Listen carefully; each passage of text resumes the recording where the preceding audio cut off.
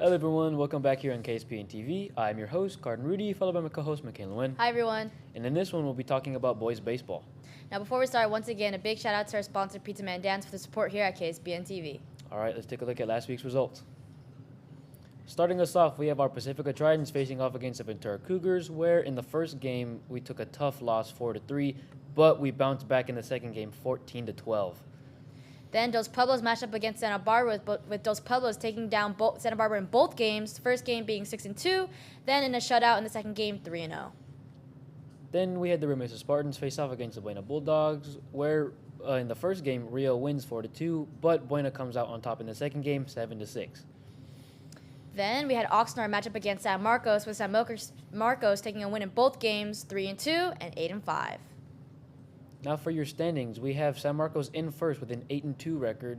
Then in second, we have Dos Pueblos with a 7-3 record. And in tied for third, we have Rio Mesa and Pacifica with a 6-4 record. In fifth is Buena with a 5-5 record. Sixth is tied between Santa Barbara and Ventura with a 3-7 record.